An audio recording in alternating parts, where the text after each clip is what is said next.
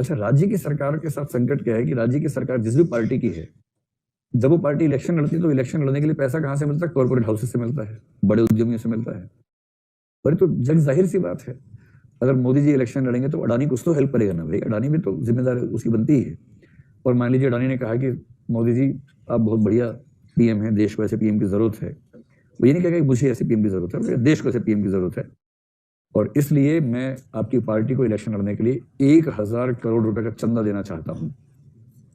चंदा, अब है तो चंदा ही, लेकिन इलेक्शन जीतने के बाद जब अडानी जी कहेंगे मोदी जी को कि मोदी जी कुछ मांग नहीं रहा हूं, वो तो मैंने देश की सेवा के लिए दिया था, पर ऐसा हो जाता तो ठीक रहता, थोड़ा देख ली, दबाव तो आ ही जाएगा, चाहे मोदी जी हो चाहे कोई दूसरा नेता हो, दबाव तो आ ही जाएगा।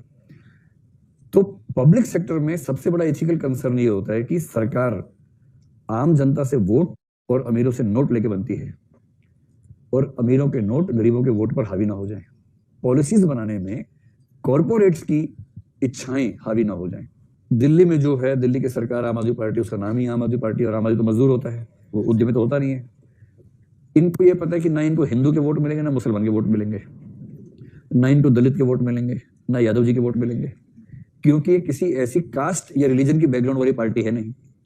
तो जो पॉलिटिकल पार्टी किसी रिलीजन या कास्ट के बेस पे बनी नहीं है, उसके पास एक ही ऑप्शन बचता है, वर्ग, क्लास।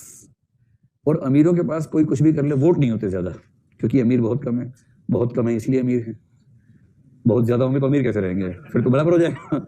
अमीरी और अल्पसंख्यकता में तो संबंध होता है ना, वोट गरीबों के पास ज्यादा है। इसलिए इस पार्टी ने सिद्धांत बना लिया कि चूंकि किसी धर्म, किसी जाति के वोट तो मिलने नहीं है, तो हम गरीबों के वोट लेंगे। और गरीबों के वोट लेने का एक ही तरीका है, स्कूल, हॉस्पिटल, जो गरीबों के बच्चों को ठीक से नहीं मिलते, दर्द रहता है इस बात का, इतना निवेश कर दिया स्कूलों में और हॉस्पिटल से, मोहल्ला क्लिनिक वगैरह में, कि दिल्ली के गरीब इस समय भारत के सबसे शानदार गरीब हैं। मतलब गरीब होना ही है तो आदमी दिल्ली में गरीब हो, किसी और राज्य में गरीब होने में वो मजा नहीं है जो दिल्ली में गरीब होने में मजा इस समय है।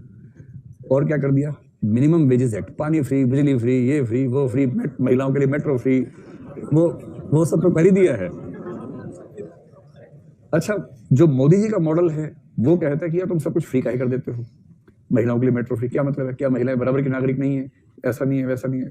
तो ये कहते हैं जो महिलाएं अफोर्ड कर सकती हैं वो टिकट खरीदें, हम कब मना कर रहे हैं, खरीदो टिकट, हम तो विकल्प दे रहे हैं।